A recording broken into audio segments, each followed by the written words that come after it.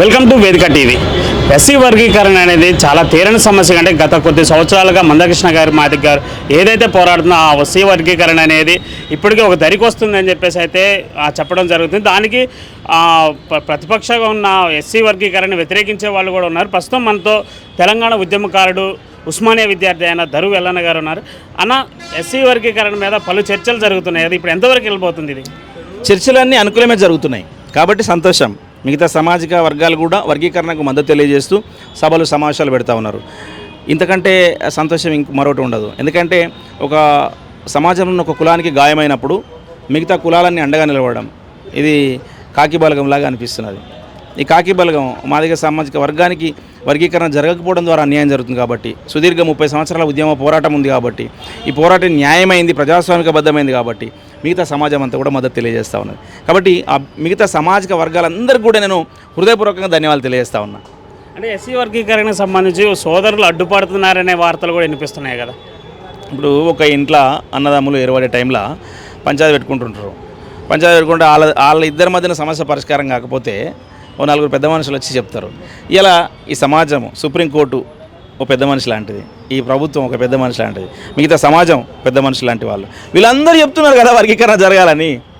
చెప్పంగా ఈ అన్నదమ్ముల పంచాయతీలో ఈ దీంట్లో న్యాయమైన డిమాండ్ ఏదైతే ఉన్నదో ఆ వైపున మిగతా సమాజం అంతా నిలబడతా ఉన్నది. నా సోదర సామాజిక వర్గమే, నాకేం శత్రువులు కాదు. నా మిత్రులు చాలామంది ఉన్నారు, నా సోదరులు. కలిసి ఉద్యమాలు చేసినాం, కలిసి అంబేద్కర్ పాటలు పాడుకున్నాం. కాబట్టి నేనేమంటున్నానంటే ఆ సమాజంలోని సామాన్య ప్రజలు కూడా ఎవరు కూడా దీనికి వ్యతిరేకంగా లేరు. కేవలం కొంతమంది రాజకీయ ప్రయోజనం కోసము ఈ మొత్తం మాల సామాజిక వర్గాన్ని రెచ్చగొట్టి ఇలా మేము లబ్ధి పొందాలని చెప్పేసి అనుకుంటా ఉన్నారు. కాబట్టి దాన్ని ఆ సమాజం కనుక గ్రహిస్తే ఈ సామాజిక న్యాయపరమైనటువంటి వర్గీకరణ డిమాండ్ న్యాయమైనదే కాబట్టి జరగాలని వాళ్ళు కోరుకుంటున్నారు. అది రేపు జరగబోతుంది. ఈ సుప్రీంకోర్టు జడ్జిమెంట్ వచ్చిన తర్వాత ముఖ్యమంత్రి రేవంత్ రెడ్డి గారు వర్గీకరణను ఈ దేశంలోనే మొట్టమొదటిసారిగా అమలు చేసే రాష్ట్రం తెలంగాణ రాష్ట్రం అని చెప్పేసి మునగాడి లెక్క చెప్పాడు. ఇంతకంటే హామీ ఏం కావాలి? వర్గీకరణ జరగబోతున్న టైంలో ఇలా వీళ్ళు చేస్తున్నటువంటి కొన్ని ఆటంకాలు సృష్టించాలని చెప్పేసి ప్రయత్నాలు చేస్తున్నారో, అడ్డం పడాలని చూస్తున్నారో, ఆ అడ్డం పడాలనుకుని చూసేటోళ్ళు వాళ్ళే అడ్డం పడతారు తప్ప వర్గీకరణ మాత్రం ఆగదని చెప్పేసి తెలియజేస్తా ఉన్నా. అంటే రానున్న రోజుల్లో వేల డప్పులు 1,00,000 గొంతులతో మహాసభనైతే ఏర్పాటు చేస్తూ ఉన్నారు. మరి దాని ప్రయత్నాలు ఎంతవరకు జరుగుతుంది? 1,00,000 డప్పులు 1000 గొంతులు. 1000 గొంతులు అంటే 1000 మంది కళాకారులు ఆ రోజు ఒక గానం ఆలపిస్తారు. 1,00,000 డప్పులు అంటే మొత్తం ఈ సమాజంలో ఈ అంటరానితనాన్ని అనుభవించినటువంటి ఈ మాదిగ సామాజిక వర్గం ఏదైతే ఉందో వర్గీకరణ అంశాన్ని భుజాన మోస్తూ 30 సంవత్సరాలుగా మందకృష్ణ నేతృత్వంలో పోరాటం చేసినటువంటి ఈ సామాజిక వర్గము వర్గీకరణ జరగబోతున్న టైంలో ప్రతి ఇంటికి డప్పు జబ్బకేసుకొని హైదరాబాదు నగర నడిబొడ్డున 1,00,000 డప్పులతోటి ప్రదర్శన చేయబోతూ ఉన్నాం. ఇది ఎవరికో అడ్డం కొట్టడానికో, ఎవరినో రెచ్చగొట్టడానికో, ఎవరినో విమర్శించడానికో చేస్తున్న కార్యక్రమం కాదు. ఇది ఒక సాంస్కృతిక పోరాటం. కవులు కళాకారులందరినీ కూడా మందకృష్ణ గారు ఒకరోజు పిలుచుకొని ఈ సమావేశంలో కవులు కళాకారులందరూ కూడా నేను పెట్టబోయే కార్యక్రమంలో ముందు వరుసలో నిలబడాలి తమ్ముళ్ళు అని చెప్పేసి 30 సంవత్సరాలు ఈ కండవానం మొత్తున్నా, 30 సంవత్సరాల ఉద్యమాన్ని నడిపిస్తున్నా, 30 రోజులు సమయం మీరు తమ్ముళ్ళు అన్నప్పుడు మాకు రోమాలు నిక్కబడుచుకున్నాయి. ఏదో మొత్తం సమాజం అంతటి కోసం పనిచేసిన బిడ్డలుగా ఆ సామాజిక వర్గంలో పుట్టి ఆ సామాజిక వర్గ పోరాటంలో మేము భాగస్వాములు కాకపోతే చరిత్ర క్షమించదు. కాబట్టి మిగతా కవులు కళాకారులందరూ కూడా ఒక తాటిపైకి వచ్చి ఇలా ఈ సాంస్కృతిక పోరాటంలో ముందు వరుసలో నిలబడబోతున్నారు. మందకృష్ణ నేతృత్వంలో 1,00,000 డప్పులు 1000 గొంతుల కార్యక్రమము బరాబరి విజయవంతమవుతుందని చెప్పేసి నేను తెలియజేస్తా ఉన్నా. వర్గీకరణ కూడా సాధ్యమైనంత తొందరగానే జరుగుతుంది. ఎవ్వరు దాన్ని ఆపలేరు.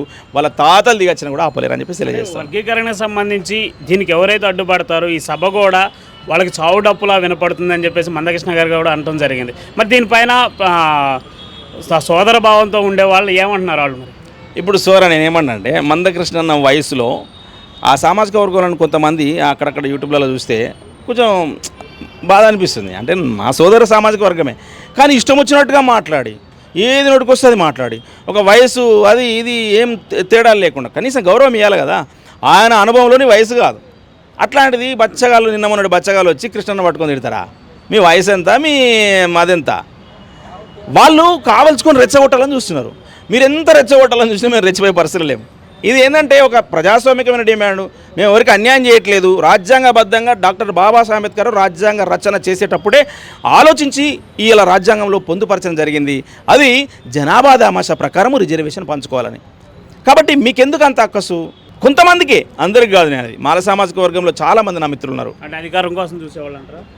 అసలు పదవుల కోసం ఆశపడ్డాయని ఒక ఆయన సృష్టించిన కృత్రిమ ఉద్యమం ఇది. కేవలం పదవి కోసం, ఆయన పదవి కోసము మొత్తం సామాజిక వర్గాన్ని రెచ్చగొట్టి ఒక సభ పెట్టిండు మొన్న. ఆయన అధికారం నిలబెట్టి, ఆయన పైసలు ఉన్నాయి, ఆయనకి ఇది ఉంది, అది ఉందని చెప్పేసి అట్లా అంతే సోదరా. కాబట్టి ఆయన ఒక్కడి కోసము సమాజం అంతా ఎందుకు బలి కావాలా?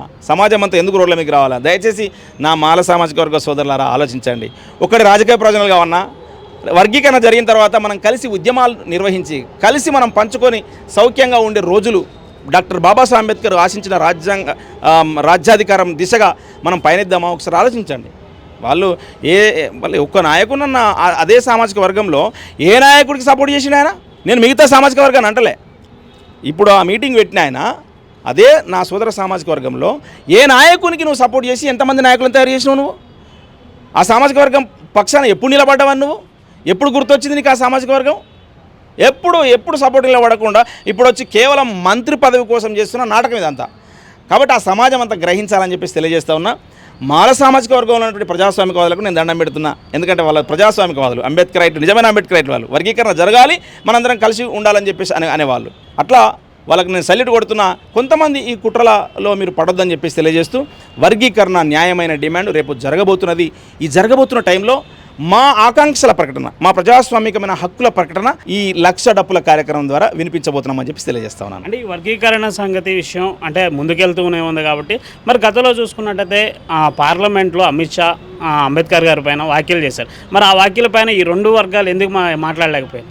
ఎందుకు సోదరా మాట్లాడుతూనే ఉన్నాయి.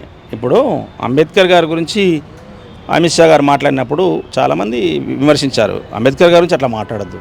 అమిత్ షా గారు ఎంత మంత్రి అయినా కూడా ఆయనకు హోం మంత్రి రావడము, సాక్షాత్తు ప్రధానమంత్రి నరేంద్ర మోడీ గారే పార్లమెంట్లో అడుగుపెట్టేటప్పుడు అంబేద్కర్కు దండం పెట్టిపోయింది కదా. ఆయన దండం పెట్టిపోయింది, ఈయన లోపలికి పోయి తిడతా ఉన్నాడు అమిత్ షా గారు. ఈ వైఖరి ప్రజాస్వామ్యవాదులు ప్రజలు క్షమించరు. అమిత్ షా గారు చేసినటువంటి ప్రకటన ఏదైతే ఉందో ఆ ప్రకటన సమాజం అంతా కూడా వ్యతిరేకించింది. ప్రజాస్వామ్య సంఘాలు వ్యతిరేకించినాయి. కాబట్టి దాని మీద భిన్నాభిప్రాయాలు ఏమీ లేవు. అంబేద్కర్ని విమర్శిస్తే వాళ్ళు ప్రజాస్వామ్య వ్యతిరేకులే. కాబట్టి ఇలా అమిత్ షా గారి ప్రకటన ఇలా ఏమైంది, వాళ్ళు మళ్ళీ ఏదేదో రకరకాల కార్యక్రమాలు చేసుకుంటూ మేము అంబేద్కర్కు వ్యతిరేకం కాదు, మేము అనుకూలమే, మేము అది ఆడ చేసినాం, ఇది ఈడ పెట్టినాం, అంబేద్కర్ రాజ్యాంగ దినోత్సవాన్ని మేమే ప్రకటించినాం అని చెప్పేసి రకరకాల కార్యక్రమాలు చెప్పుకుంటా ఉన్నారు. కాబట్టి అంబేద్కర్ వ్యతిరేకులు అంటే ప్రజాస్వామ్య వ్యతిరేకులు, అంబేద్కర్ వ్యతిరేకులు అంటే రాజ్యాంగ వ్యతిరేకులు. అట్లాంటి వాళ్ళు పదవిలో ఉండడానికి అర్హులు కారు. కాబట్టి భవిష్యత్తులో ఈ సమాజమే నిర్ణయిస్తుంది. అమిత్ షా మాటలు హర్షించదగ్గ పరిణామం కాదని చెప్పేసి తెలియజేస్తారు. బీజేపీ నాయకులు రాజ్యాంగాన్ని మార్చే ప్రయత్నాలు జరుగుతున్నాయని కూడా అన్నారు కదా. ఎవరు తాత దిగి వచ్చినా రాజ్యాంగం మారదు సోదరా. రాజ్యాంగం మార్చాలంటే చాలా కష్టతరమైన పని. ఎందుకంటే డాక్టర్ బాబాసాహెబ్ అంబేద్కర్ అందించినటువంటి ఆయుధమే ఈ నిమ్న వర్గాలకు రాజ్యాంగం. ఆ రాజ్యాంగం గురించి ప్రస్ఫుటంగా ఈ కింది సామాజిక వర్గాలకు, నిమ్న వర్గాలకు తాను ఏ సామాజిక వర్గం కోసం తపన పడి రాజ్యాంగంలో హక్కులు కల్పించాడో ఆ సమాజం అంతా కూడా రాజ్యాంగాన్ని అర్థం చేసుకున్నారు రోజు వచ్చింది. ఇవాళ అంబేద్కర్ జయంతులు కానీ, అంబేద్కర్ వర్ధంతులు కానీ, అంబేద్కర్ను కానీ తలవకుండా ఉండే పార్టీలు ఉన్నాయా? అంబేద్కర్ పేరు ఎత్తకుండా నడిచే రాజకీయ నాయకుడు ఉన్నాడా? అట్లాంటి ఒక అనివార్య పరిస్థితి. అంతెందుకు మొన్న అమిత్ షా గారు అన్న తర్వాత అదే పార్లమెంట్లో గుడిలోకి రాని అని అంబేద్కర్ను, బడిలోకి రాని అని అంబేద్కర్ను పార్లమెంట్లో ప్రతి సీటులో అంబేద్కర్ కూర్చుంటట్టు చేసిరా లేదా? రాహుల్ గాంధీ గారి నేతృత్వంలో ఆ రోజు ఆ నిండు సభలో ఇలా అంబేద్కర్ గారి ఫోటోలు నిలబడ్డాయి. కాబట్టి అంబేద్కర్ వ్యతిరేకులు, రాజ్యాంగ వ్యతిరేకులు సమాజము హర్షించదని చెప్పేసి తెలియజేస్తా ఉన్నా. రాజ్యాంగం మార్చడం అనేది ఎవరి తరం కాదు. అది అట్లాంటి ప్రయత్నం చేస్తే వాళ్ళే విఫలమవుతారని చెప్పేసి తెలియజేస్తా ఉన్నా. Thank you sir.